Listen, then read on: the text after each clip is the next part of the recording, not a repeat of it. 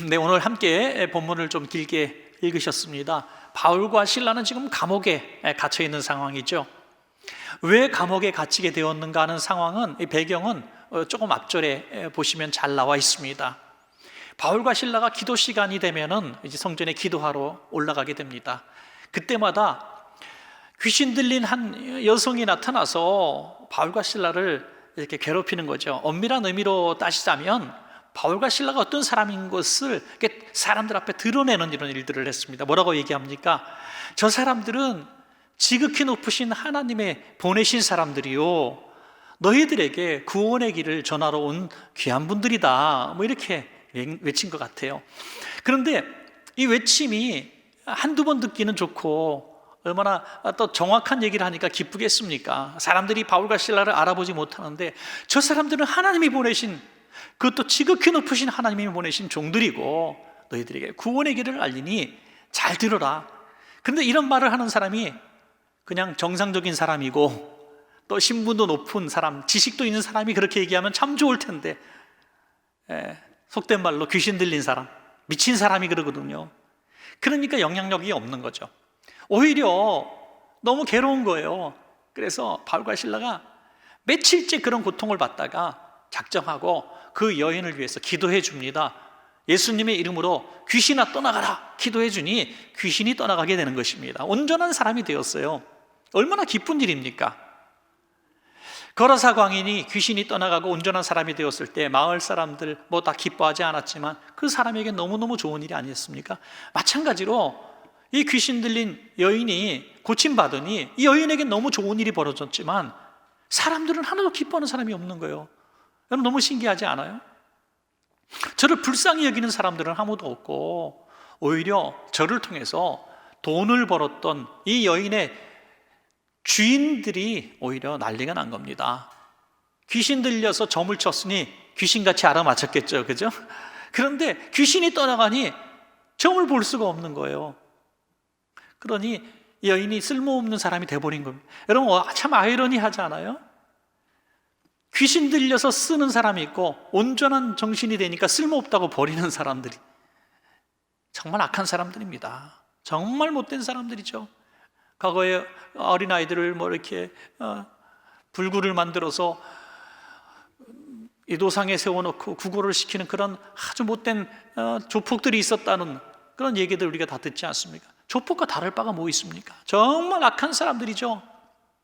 그 사람들이 이 바울과 실라를 어떻게 고통받게 할까 생각하다가 뭐 방법이 없는 거예요. 무슨 죄가 있습니까?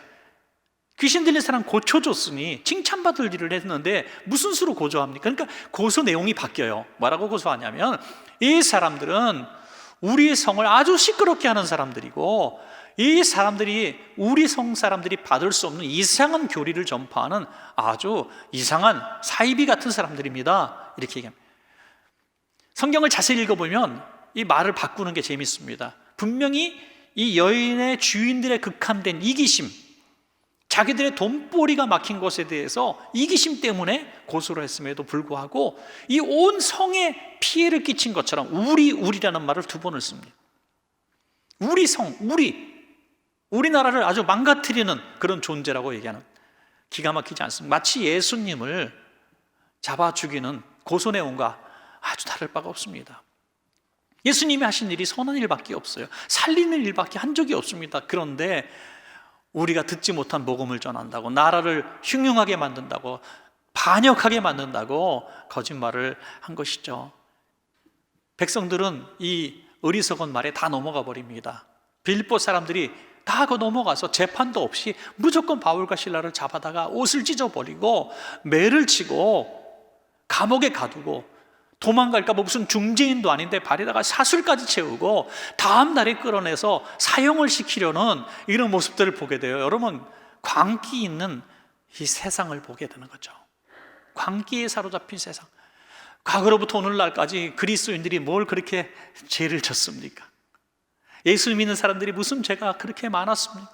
그런데 그냥 사회로부터, 세상으로부터, 이 광기로부터 고통받을 때가 참 많이 있는 거예요.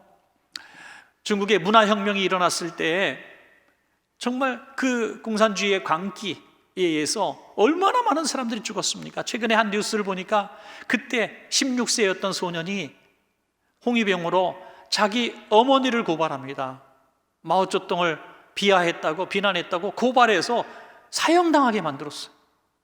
이게 옛날 얘기도 아니고 약 1970년 정도의 얘기입니다. 그리고 50년 동안 통곡의 세월을 보내는 거죠. 내가 미쳤었구나. 내가 도대체 왜 그랬을까? 그때 세상이 다 그게 옳은 줄 알았다는 거예요. 광기 어린 세상. 그래서 정신을 차리고 보니까 너무너무 잘못한, 후회하면 못합니까? 자기 평생 죄 없는 어머니를 죽인 철천지 불효자가 되었으니 참 살아도 사는 게 아니죠. 우울증에 그렇게 고통받으며 살고 있다고 얘기를 하는 겁니다. 바울과 실라가 이런 세상 속에서 지금 살 길이 전혀 보이지 않는 이런 모습을 보게 되는 것입니다. 여러분, 오늘 말씀을 우리가 같이 나누면서 바울과 실라의 그런 상황과 형편이 오늘 우리들에게도 여전히 존재한다면 우리는 어떻게 할 것인가 하는 그런 문제를 가지고 함께 은혜를 나누기를 원하는 것입니다. 바울과 실라에게 있어서 큰 문이 두 개가 있었습니다. 그가 반드시 열어야 되는 큰 문이 두 개가 있는데, 하나의 문은 뭐냐면 죄 없이 갇힌 그 감옥 문이죠. 감옥의 문을 어떻게 열까요? 우리 같으면 변호사 사고 나의 무죄를 증명해야 되겠죠. 바울과 실라는 그럴 수 있는 상황이 아닙니다. 어떻게 그 옥문을 열었습니까? 두 번째 문은요, 바울이 왜 빌립보에 왔습니까?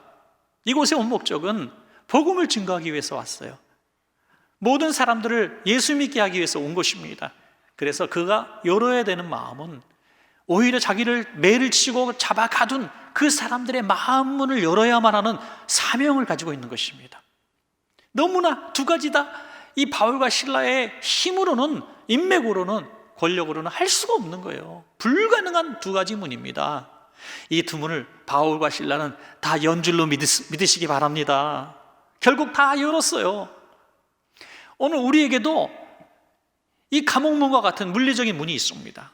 경제적인 고통, 진로가 막힌 문들, 우리가 살아가는 데 있어서 정말 우리가 어떻게 해볼 수 없는 꽉 막힌 우리의 미래의 문들, 육체의 질병의 문들, 이런 문들이 있습니다. 또 하나는 마음의 문을 열어야 될 그런 문이 있습니다. 가족 간에 닫힌 문이 있습니다. 부부 간에도 닫힌 문이 있습니다. 부모와 자식 간에 닫힌 문이 있습니다. 성도 간에 닫힌 문이 있습니다. 더군다나 우리의 이웃들, 아니 나를 핍박하고 나를 고통스럽게 만들고 때리고 강팍한 그 마음을 가지고 있는 그 사람들의 문까지도 우리가 열어야 하는 것입니다. 우리가 이 바울과 실라를 통해서 이 두 문을 다 열어버릴 수 있는 비결을 배우셔서 이 두 문을 다 열 수 있는 우리 성도님들 다 되시기를 주님의 이름으로 간절히 축복합니다, 여러분. 그래서 오늘 두 가지 말씀을 드립니다. 이 감옥 문을 여는 비결과 그리고 사람의 마음 문을 여는 비결, 우리 한번 잘 배워보시고 같이 실천하실 수 있기를 소원합니다. 첫 번째 따라합시다. 기도와 찬양으로 옥문을 열어라.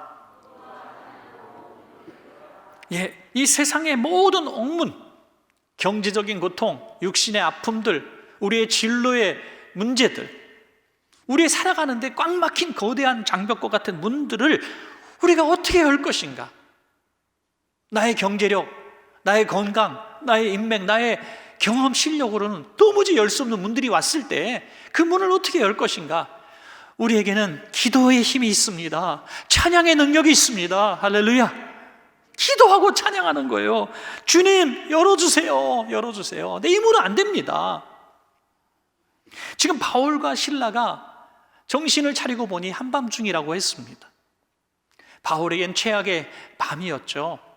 온몸은 매 맞아 욱신거렸고 옷은 다 찢겨졌고 정신 차려보니까 발에는 쇠사슬이 묶여있고 아침에는 끌려나가 죽임을 당할 이런 상황에 놓인 절망적인 밤입니다.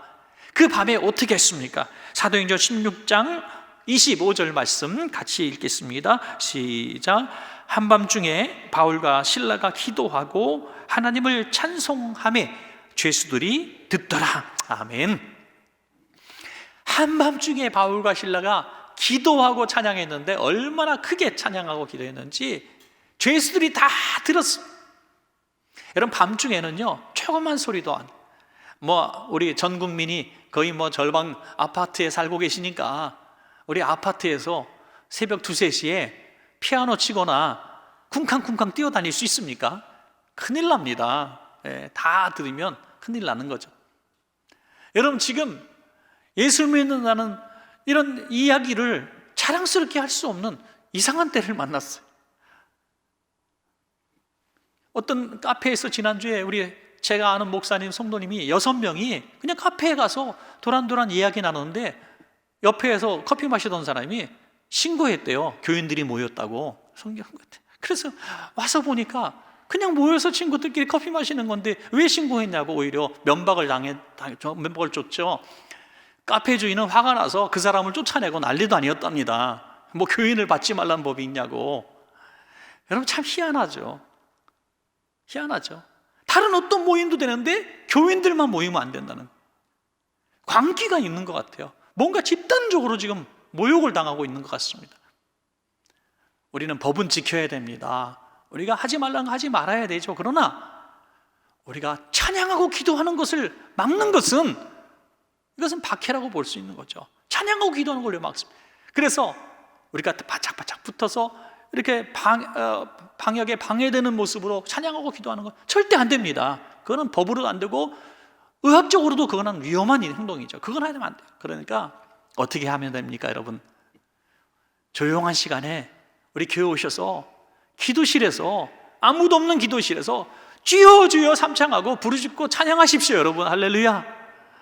우리가 코로나 시대에 2월 말부터 오늘까지 성도님들이 은혜 좀 알고 부르짖는 기도했던 분들은 속이 터질 것 같을 거예요. 왜? 부르짖는 기도를 할 수가 없어요. 부르짖는 기도 3번만 주여 주여 하면 이 호흡 곤란이 와요. 마스크 때문에 너무너무 힘들어. 땀이 뻘뻘 나고 너무너무 지금 여러분도 불편할 것 같아요. 좀 익숙해질만도 한데 이렇게 힘든지 모르겠어요. 지금도 마스크 끼고 앉아 계셔서 오늘 예배하시는 우리 여러 성도님들 참 너무나 고맙고 안타깝고 참 그렇습니다. 측은해 보이기도 하고 참 힘듭니다. 그러나 여러분, 홀로 있을 때 2-3명이 왔을 때 여러분 기도실에서 주여 부르짖고 기도하는 거 누가 뭐라 그럽니까? 여러분, 한번 기도하고 찬양해 보십시오. 내 감옥과 같은 상황 가운데서 주여 이 문을 열어주십시오. 한번 부르짖어 한번 기도해 보십시오. 다시 성령이 강하게 임재하셔서 그 옥문이 열리는 역사가 일어날 줄로 믿습니다. 사도행전 16장 26절에 자, 어떤 말씀이 나옵니까? 시작. 이에 갑자기 큰 지진이 나서 옥토가 움직이고 문이 곧다 열리며 모든 사람의 매인 곳이 다 벗어진지라. 아멘. 그냥 기도하고 찬양했는데 옥문이 열렸어요. 여러분, 바울과 실라가 주님, 우리 죽을 것 같아요. 살려주세요. 옥문을 열어주세요. 족쇄 풀어주세요. 오늘 도망 안 가면 내일 죽습니다. 이렇게 기도하지 않았습니다. 그냥 상황과 형편 가운데서 하나님께 기도하고 찬양했을 뿐입니다. 얼마나 놀랍습니까? 우린 번뜩이는 깨달음이 있어야 돼요. 여기서 여러분, 광야의 이스라엘 백성이 애굽의 노예에서 해방되었습니다. 광야를 조금 걷고 가나안 목전인 가데스 바네아까지 와서 40일 동안 정탐했습니다. 그 정탐꾼들의 보고를 받을 때에 이 감옥 문 앞에 서 있는 그들 심정과 비슷했을 거예요. 그런데 그들은 기도하고 찬양하지 않았습니다. 원망하고 불평했습니다. 만약 그들이 이 여호수아와 갈렙의 이야기를 들으면서 하나님 감사합니다. 우리에게 가나안 땅을 보여주셔서 감사합니다. 비록 어려운 옥문과 같고 굳게 닫힌 문과 같지만 우리가 기도하고 찬양할 때 가나안의 문이 열릴 줄로 믿습니다 하고 바울과 실라처럼 찬양했더라면, 기도했더라면 그날 가나안의 주인공이 되었을 줄로 믿으시기 바랍니다. 그러나 그들은 원망하고 불평했습니다. 그래서 광야에서 다 죽고 말았죠. 바울과 실라도 마찬가지예요. 그 억울하고 분한 감옥문 앞에서 하나님, 도대체 이게 무슨 꼴입니까? 하나님의 뜻이 어디 있습니까? 우리가 왜 이 고통을 당해야 됩니까? 원수들을 멸하여 주십시오라고 울며불며 불평했더라면 그들의 사역은 그날 끝났을지도 모르겠습니다. 그러나 기도하고 찬양하고 감사할 때 옥문이 열리는 역사가 일어난 것입니다. 오늘 우리의 불평거리, 우리의 삶의 옥문과 같은 그 거대한 문 앞에서 불평하고 원망하고 두려워하고 계신다면 오늘 정확한 이 말씀을 듣고 깨닫고 오늘부터 생각을 바꿔서 바울과 실라처럼 기도로, 찬양으로, 감사로 도전하시기를 주의 이름으로 축복합니다. 여러분, 미국에 한 실업가가 있는데 이분에게 10살인 딸이 있었습니다. 10살, 아주 어리고 얼마나 예쁜 딸입니까? 제일 예쁠 때 아니에요? 그런데 귀신 사로잡히게 돼요. 자기 의지와 상관없이 광기 어린 행동들을 합니다. 너무나 잔인하고 폭력적인 행동할 때 눈빛이 변해요. 자기 딸아이가 아니 귀신에 사로잡힌 얼굴이 됩니다. 어린 남동생을 무참히 폭행을 가하고요, 집안의 물건들을 난동을 부리고 부모를 거역합니다.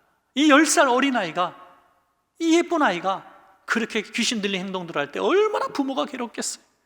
별의별 치료법을 다 써봤지만 낫질 않는 거예요. 상담도 받아봐도 소용이 없어요.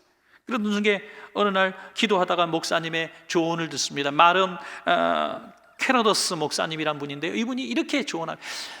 성도님, 우리가 아무리 기도하고 생각해보니 이 방법이 아닌 것 같습니다. 오늘부터 이렇게 한번 기도해 봅시다. 하나님, 이런 딸을 주셔서 너무 고맙습니다.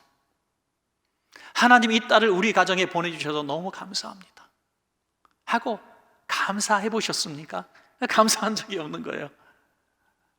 너무 불평하고 원망하고 죽겠습니다, 힘듭니다, 도대체 이게 웬일입니까? 라고만 기도했지 이 딸이 우리 딸인 것을 감사해 본 적이 없는 거예요. 그래서 그날부터 뭔 말인지 이해가 되지 않지만 부부가 감사를 시작했답니다. 하나님, 이 딸을 주셔서 감사합니다. 아이가 또 애를 때려요. 난장판을 하나님, 그래도 감사합니다. 그래도 우리 딸이 생명이 있으니 감사합니다. 계속 감사하고 했는데 2주 정도 했는데 애가 날 줄 알았는데 애가 완전히 발악을 하는 날이 생겨요. 그날은요, 얼굴이 확 돌아가고 눈빛이 귀신 눈빛이 되어서 부모가 보는 앞에서 웃으면서 화분을 던지고 애트리고 난리가 났어요. 이날은 도저히 감사할 수 없는 날이었어요. 통곡하고 울어야 되는 순간이 왔어요. 그러나 부부가 다시 손을 잡고 이렇게 기도했대요. 하나님, 그래도 감사합니다. 하나님, 그래도 감사합니다. 울면서 감사를 선포했는데 여러분, 놀라운 일이 벌어집니다. 저도 책에서 읽은 얘기인데요, 바로 그날 이 아이에게서 귀신이 떠나갔다는 말입니다. 여러분, 극적인 발악을 하는 그날이 마지막 날이었던 거예요. 그날 원망하고 불평하고 이거 뭐야 해봐 무슨 소용이 있어, 목사님 말씀이 다 틀렸잖아 했으면 이 아이가 고침받지 못했을 거예요. 그래도 감사합니다, 그래도 감사합니다, 그래도 이 딸을 주셔서 감사합니다 할 때 이 딸이 고침받은 줄로 믿으시기 바랍니다. 불만과 원망은 옥문을 더 강하게 만들지만 기도하고 감사하고 찬양하면 옥문이 열린 열쇠가 되는 줄로 믿으시기 바랍니다. 여러분, 자, 마지막 두 번째입니다. 따라합시다. 사랑으로 구원의 문을 열어라. 구원의 문, 사람들의 마음의 문은요, 이 폭력으로 또는 어떤 법으로 열 수 있는 것이 아닙니다. 나의 이 말재간 설득력으로 굴복시키는 것이 아닙니다. 오직 사랑밖에 없어요. 지금 바울을 때리고 가두고 죽이려는 이 우매한 백성들, 광기에 사로잡힌 빌립보 사람들의 마음을 어떻게 열겠습니까? 무슨 수로 열겠습니까? 무슨 세치의 재간으로 열 수 있습니까? 그런데 바울은 그들의 마음을 열었습니다. 오직 사랑으로 연 것이죠. 여러분, 지진이 일어나고 옥문이 열리고 또 족쇄가 다 풀어지니까 이 바울과 실라가 너무너무 행복했어요. 그래서 잠시 그 자리를 떠났습니다. 그런데 멀리 가진 않은 거죠. 그 자리에서 잠깐 떠나니까 간수가 일어나서 달려와 보니까 옥문이 다 열려 있고 족쇄가 풀어져 있고 죄수들이 달아난 거예요. 당시에는 지키던 간수가 그 죄수를 놓치거나 뇌물받고 풀어줬을 때 죄수가 받은 그 형벌을 동일하게 받아야 되는 거예요. 그런데 이 간수가 어떻게 하랍니까? 자결을 하려고 합니다. 자결. 여러분, 우리가 성경적으로 이게 추측해 보건데 좀도둑이나 그냥 뭐 소란스럽게 한 사람들이 잠깐 하룻밤 잡힌 정도라면 자결까지 하려고 하지 않았을 거예요. 근데 왜 자결을 하려고 했을까요? 중죄인으로 갇힌 사람들이기 때문에. 무슨 죄를 졌습니까? 귀신 들린 여자 고쳐준 죄, 그 죄로 쇠사슬 채우고 내일 사형으로 마감할 수 있는 이런 사람이었다는 거예요. 그러니까 자결을 하려고 하는 거죠. 너무 기가 막힌 환경 아닙니까? 그때 바울과 실라가 달려옵니다. 사도행전 16장 28절에 바울이 크게 소리질러 이르되 내 몸을 상하지 말라, 우리가 다 여기 있노라. 여러분, 여기서 저는 너무너무 감동을 받아요. 여러분도 그럴 거예요. 야, 내 몸을 상하게 하지 마라. 어떻게 이럴 수가 있을까? 여러분, 우리가 어떤 사람과 말다툼이 좀 생겼다고 해요. 운전하다가 누가 끼어들기 어처구니 없이 어떤 매장에서 정말 무례한 사람을 만나서 모욕을 당하고 말다툼이 있었다 합시다. 그 사람이 나를 막 때렸어요. 이유 없이 모욕해서 침뱉었어요. 나는 그러지 않았어요. 너무 억울하고 분해요. 그런 사람이라고 합시다. 그러면 그 사람이 보복을 당하고 아프고 넘어지고 할 때 우리는 야, 하나님이 살아계셔, 그러지 않겠어요? 이 사람이 자결을 하려고 할 때 바울과 실라가 보고 있었습니다. 야, 하나님은 역시 정의의 하나님이야. 죄도 없는 우리를 모욕하고 매를 치고 내일 잡아 죽이려고 했던 저 강팍한 간수, 그 간수가 지금 스스로 죽으려고 하니 야, 역시 하나님이 살아계시니, 이래야 되지 않겠습니까? 아닙니다. 자기를 모욕 주고 매를 때리고 사슬로 가둔 그 사람을 귀하게 여겨서 내 몸을 상하게 하지 마라. 네가 비록 우리 몸을 상하게 하고 우리를 모욕을 주고 우리를 쇠사슬에 묶어 가뒀지만 너는 너 몸을 상하게 해서는 안 돼. 너는 너 몸을 보존해야 돼. 너 생명을 지켜야 돼. 여러분, 내 원수를 사랑하라. 내 이웃의 몸을 내 몸처럼 사랑하라. 너무너무 어려운 일 아닙니까? 뛰어들어가서 달려들어가서 그의 몸을 보존하게 하는 이 바울과 실라의 이 사랑의 마음에 간수는 무너지고 만 거예요. 사도행전 16장 29절 30절에 보면 간수가 등불을 달라고 하며 뛰어들어가 무서워 떨며 바울과 실라 앞에 엎드리고 그들을 데리고 나가 이르되 선생들이여, 내가 어떻게 하여야 구원을 받으리까? 이제 그를 두렵게 만들었던 간수였는데 이제는 역전이 됩니다. 바울과 실라를 두려워하게 합니다. 그 앞에 엎드립니다. 어떻게 당신들은 그럴 수 있습니까? 내가 당신들을 모욕을 주고 매를 주고 쇠사슬로 가두고 죽이려고 한 사람인데 어떻게 내 생명을 위하여 도망갈 수 있는 기회도 도망가지 않고 그냥 여기에 머물고 있습니까? 당신들이 도대체 어떤 사람들입니까? 꿇어 엎드려 내가 어떻게 해야 구원을 받습니까? 여러분, 우리가 그렇게 오랫동안 마음문을 열지 못했던 우리의 가족, 우리의 자녀들, 또 부부관계 있습니까? 우리의 전도 대상자들이 있습니까? 오늘 말씀에 우리가 조금 돌아보게 됩니다. 바울과 실라처럼 그렇게 해본 적은 있는가? 나에게 모욕을 줄 때, 나에게 손해를 끼치고 나를 힘들게 한 그 사람이 어려움에 처했을 때 나는 과연 야, 하나님이 살아계시다, 보복하시는구나, 정의를 실현하, 이러지 않고 달려들어가서 야, 너는 나에게 그렇게 해를 줬지만 나는 너를 사랑해, 도움을 줄 수 있고 그의 생명을 보존시키고 그의 가족을 구원하는 이런 사랑의 모습을 보일 수 있을까? 만약 우리가 그렇게 할 수만 있다면 그렇게 오랫동안 기도해도 열리지 않았던 그 강팍한 마음의 문들이 다 열릴 줄로 믿습니다. 여러분, 다 열리게 되는 거예요. 바울과 실라는 이렇게 얘기합니다. 사도행전 16장 31절에 이르되 주 예수를 믿으라, 그리하면 너와 내 집이 구원을 받으리라. 아멘. 바울과 실라는 바로 이 일 때문에 갇힌 거예요. 이 일 때문에 매를 맞은 겁니다. 그래서 주저없이 얘기합니다. 주 예수를 믿으라, 그리하면 너와 내 집이 구원을 받으리라. 간수는 여기에 또 감동을 하죠. 그래, 나만 구원받아서 되겠느냐? 너와 내 집이라니까 우리 집도 구원받아야 됩니다. 집으로 모시고 가는 거예요. 그래서 어떤 일이 벌어집니까? 사도행전 16장 32절부터 34절까지 우리 한번 천천히 한번 같이 읽어볼까요? 시작. 주의 말씀을 그 사람과 그 집에 있는 모든 사람에게 전하더라. 그 밤 그 시각에 간수가 그들을 데려다가 그 맞은 자리를 씻어주고 자기와 그 온 가족이 다 세례를 받은 후 그들을 데리고 자기 집에 올라가서 음식을 차려주고 그와 온 집이 하나님을 믿음으로 크게 기뻐하니라. 아멘. 여러분, 정말 기쁨이 충만한 가정이 되길 원한다면 예수 믿는 가정이 되어야 될 줄로 믿으시기 바랍니다. 예수 믿지 않는 가정, 온전한 기쁨은 있을 수가 없어요. 그 온 집안이 크게 기뻐하더라. 바울과 실라는 만약에 그 간수가 죽으려고 하는 것을 그냥 지켜보고 죽는 것을 보고 탈옥을 했더라면, 야, 하나님이 이렇게 정의를 실천하시는구나, 옥문을 열어주셨으니 우리 나가야 되겠구나, 이래 했더라면 간수를 살해하고 도망간 흉악한 살인범으로 추적을 받게 되었을 겁니다. 그러면 전도도 끝나고 복음도 전할 수 없습니다.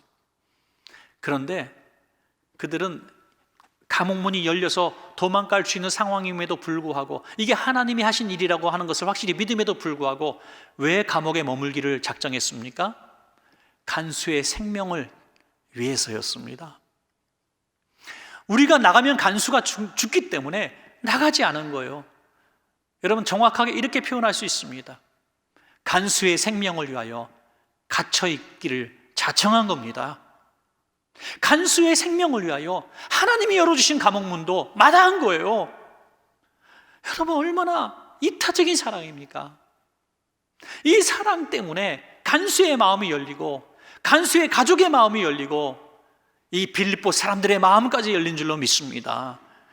그가 매맞은 것을, 원수를 갚지 않고 사랑으로 갚아주니 그 사랑이 다시 들어오지 않습니까? 자기 집으로 모시고 가서 상처를 다 치료해주고 오랫동안 먹지 못했던 좋은 음식들로 잔뜩 대접해서 얼마나 편안한 식사를 하게 됩니까? 더 놀라운 것은 다음 날이죠. 다음 날 일어났더니 잡아 죽이려고 했던 상관이 뭔 마음의 변화가 갑자기 일어났는지 이 사람들은 무죄니 풀어줘라 하는 겁니다. 감옥문이 흔들리고 열리는 것이 기적이 아니라 사람들의 마음이 변화돼서 석방시킨 것이 기적이 아닙니까, 여러분? 우리 여기서 중요한 걸 깨달아야 돼요. 우리가 이 땅에서 살아가면서 때로는 하나님이 감옥문을 열어주시고 족쇄가 풀어지고 옥토가 흔들리는 지진을 주실 때가 있어요. 어마어마한 축복을 주실 때가 있습니다. 그것보다 더 큰 기적이 무엇이냐? 우리가 복음을 전해서 한 영혼이 구원받는 것이 더 놀라운 기적이라는 말씀을 오늘 하고 있는 거예요. 이 공문이 흔들리고 감옥문이 열리고 족쇄가 풀어졌을 때 바울과 실라에게 있었던 일은 뭡니까? 그들은 변화된 게 하나도 없어요. 감옥에서 나가지 못했거든요. 흔들리지 않은 거랑 똑같아요. 족쇄가 풀어지다 말라 그들은 감옥에 여전히 있었습니다. 나가지 않았습니다. 여전히 죄수의 신분 유지했습니다. 변화된 게 없어요. 뭐가 변했습니까? 그 역사로 말미암아 간수와 가족과 상관과 빌립보 사람들의 마음문이 열리고 교회가 세워진 것을 믿으시기 바랍니다, 여러분. 한 가지 예화만 드리고 말씀을 맺겠습니다. 경북 선산이라는 곳에 김재분이라는 분이 계신데요, 이분은 26살에 큰 몹쓸병에 걸리게 됩니다. 그래서 어떤 병원에 가고 어떤 약을 써도 낫지가 않는 거예요. 왜 수고를 안 했겠습니까? 그 많은 수고와 노력을 해도 낫지 않으니 이제 부모가 포기를 했습니다. 그리고 자기들이 이제 불교 신앙이 있으니까 죽어도 절에 가서 좀 불공들이다가 죽어라, 극락에 나가라 하면서 절에다가 맡기게 됩니다. 호스피스 병동이 있었으면 아마 거기다 맡겼겠죠. 절에다가 맡깁니다. 버린 거죠. 그리고 절에서도 나름대로 노력을 합니다. 굿도 하고 또 불공도 열심히 드리게 하고, 그리고 뭐 진짜 별의별 먹지 못할 음식도 다 먹었답니다. 간증집에 보니까 별의별 거 다 먹었어요. 그래도 점점 심해지는데요, 이제 죽을 날을 기다리는데 참 여기 스님이 참 용하신 스님 같아요. 이 스님이 뭐라 그러냐면, 우리가 해볼 거 다 해봤으니까 안 나니까요, 교회 다니시면 어떨까요? 라고 얘기하더라는 거예요. 스님이 전도해서 교회를 나갑니다. 그래서 한번 교회에 한번 기대해 보세요. 우리는 해볼 거 다 해봤으니 기독교로 한번 가보세요. 스님이 전도해줘가지고 교회를 갔는데 그 교회에서 정말 성도들과 함께 기도하다가 병이 나은 줄로 믿으시기 바랍니다. 병이 나은 거예요. 그러니까 이분이 너무너무 고마운 거예요. 여러분, 이 스님도 참 훌륭한 분들이 있는 것 같아요. 자기가 안 되는 거 딱 인정하고 쿨하게 교회, 영역 있는 주지 스님도 있는 것 같아요. 어떤 분이 스님과 목사님의 차이점이 뭐냐 물어봤더니 아주 명쾌하게 대답을 합니다. 헤어스타일이 다르다. 헤어스타일. 헤어스타일만 다르지, 그래도 정말 훌륭한 종교인이라면 자기들의 이익과 사리를 취하는 것보다도 정말 중생 또 우리 성도님들의 행복과 또 성공을 위해서 희생하고 배려해 주는 거, 이게 정상적인 사실 종교인이라고 할 수가 있겠죠. 그런 면에서 또 훌륭한 사람이라고 생각을 합니다. 자, 어쨌든 이분이 이제 하나님의 살아계심을 경험하고 이 복음을 전해야 되겠는 거예요. 자기가 예수님 모를 때 그렇게 많은 세월들을 낭비했던 것이 너무나 아까운 거예요. 그래서 막 전도를 다닙니다. 그 먼 교회를 다녔는데 자기 마을에는 교회가 없었어요. 그래서 자기 힘으로 교회를 질 수가 없는 거예요. 돈이 없으니까. 그래서 벽돌을 막 진흙을 잊게 가지고 한 장 한 장 말려갖고 교회를 세우는 거예요. 얼마나 힘든 일입니까? 동네 사람들이 예수에 미친 니은여 니은이라 그랬대요. 예수에 미쳐가지고 저게 뭐하는 짓거리냐 그랬더니 버림받고 쫓겨날 줄 알았어요. 친척들도 뭐라고 별명을 지어줬냐면, 저 여자 만나면 예수 믿으니까 예수 전염병자다 이렇게 얘기했대요. 예수 전염병자. 그래서 다 마을 사람들이 싫어하는데 하나님이 청년들을 붙여줍니다. 그 마을의 청년들 7명이 이 여인과 함께 신앙을 갖게 되고 교회를 자기들의 손으로 짓게 됩니다. 그리고 세월이 지납니다. 세월이 지나서 망할 것 같았던 이 여인은 남편이 승승장구해서 대구라는 도시로 가서 살게 되고, 또 이 교회도 아름답게 성장하고 그 7명의 청년들이 장로님, 권사님, 안수지사님 데리고 그 동네 다 유지가 되었다는 거예요. 그리고 예수 전염병자라는 올케가, 그 올케가 권사님이 되는 역사가 일어나고 모든 시대 식구 한 명도 빠짐없고 그 동네 사람들이 다 예수 믿는 사람들이 되어서 동네 이름이 예수마을로 바뀌었다는 거예요. 할렐루야. 그 가련한 26살짜리 병으로 죽을 수밖에 없고 집에서도 버려서 절에 가서 죽으라고 절에 가 있었던 그 여인이 예수 만나 변화되고 고침받았을 때 하나님 감사합니다, 고쳐주셔서 감사합니다 하고 끝났으면 자기 혼자 구원받고 고침받은 것으로 끝났을 겁니다. 그러나 이 여인은 자기가 고침받은 이유와 목적이 무엇이, 너무나 이 땅에 불쌍한 사람들이, 자기처럼 예수를 모르고 방황하는 사람들이 너무나 불쌍했던 거예요. 그들을 사랑하는 마음으로 가서 전도하고 사랑하고 복음을 전하니 그 마을이 예수 마을이 된 겁니다. 여러분, 바울과 실라가 자기들의 안위를 생각했다면 옥문이 열렸을 때 냅다 도망갔을 거예요.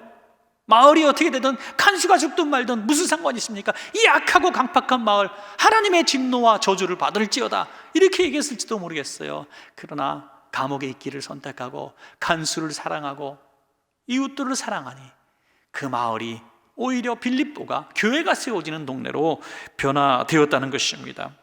사랑하는 여러분, 말씀을 맺겠습니다. 오늘 저와 여러분에게도 이 두 문은 지금 있지 않습니까?